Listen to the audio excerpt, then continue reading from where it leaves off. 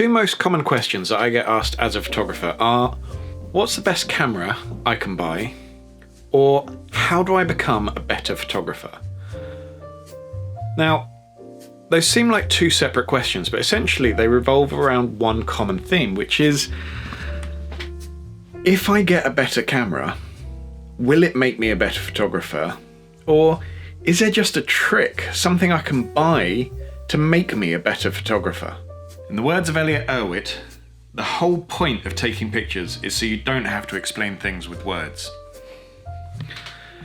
If you take the idea of words, we aren't born articulate. We have to learn how to talk. We have to learn how to tell jokes. We have to learn how to tell stories. Some of us are fantastic storytellers, but we've all had to sit next to that guy at the dinner party who just, you don't want to hear his stories. But also, we've all experienced kids. We've all experienced them telling stories for the first time. We've experienced how they develop. You tell them jokes, telling bad jokes that just seem to never end, or telling a story that goes on forever and then forgetting a detail and having to start all over again. All of that is just practice. So we have to practice telling stories through our photographs. We've all had to sit through our parents' strange friends slideshow from a place that we have no interest in visiting, seeing photograph after photograph that inspires no reaction, that evokes no emotion, that tells no story. But every so often in that group there'll be one photograph that really does grab you, that makes you think, yes, that right there, that's a good photograph, because it tells a story, it evokes an emotion. And the key for that photographer would be to take that photograph and work out what it is about it that makes it so special. Your first 10,000 photographs are your worst, says Ansel Adams. And Malcolm Gladwell says it takes 10,000 hours to become an expert at anything. So how do we get there if all we want is a quick fix? The best camera is the one you have with you. Is a glib response to the question of which camera is best. But it's also, to be honest, one of the best answers to how do we become a better photographer. There is another quote by Elliot Erwitt that I really love. He says, "To me, photography is an art of observation. It's about finding something interesting in an ordinary place.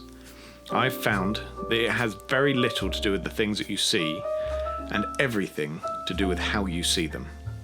Becoming a photographer is not just about capturing the moment. It's about recognizing the opportunity for a photograph, and this takes practice. These days, there are very few situations that I find myself in that I haven't been in before. I've seen them through the viewfinder. I know what will work, I know what settings to use, I know what framing to use, I know what lens to use, I know what kit to use. But I had to work at this. I take my camera everywhere with me. People say you've just got a good eye, but actually the eye is a tool. The more you use it, the better you become at it. The same is true of the camera.